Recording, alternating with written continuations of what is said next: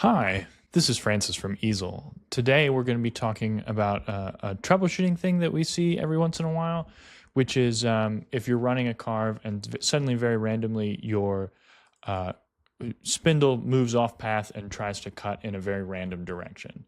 And there are a couple of reasons that this can happen, but one of the kind of more obvious and easier to fix ones is kind of very easy to kind of identify and then resolve. And that's if I simulate my carve, we can see my toolpath starts here in this corner and then moves out and carves this object. But we also see these two red lines showing the bit moving above the material and going back above my workpiece. And so if we zoom out on the design side, we can see that I have an object that is off of the workpiece or the material that I've set up, but Easel is still simulating that. And so what happens is, and oftentimes I see this with text primarily, but what happens is somebody's designed something, they've got elements that they don't want to carve, but they want to remain in the design.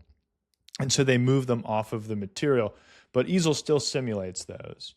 So it's really important that if you're designing something, the only kind of designs that you want are designs that remain inside of the intended work area. And so it's important to remove anything that's not going to be part of the finished design.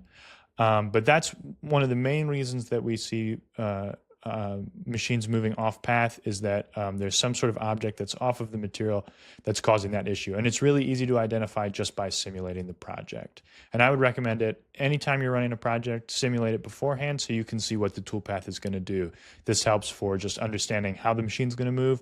Also, if you're clamping, making sure that you can place your clamps without getting in the way of the toolpath. Anything like that, much easier just to simulate it first. Thank you. Have a wonderful day.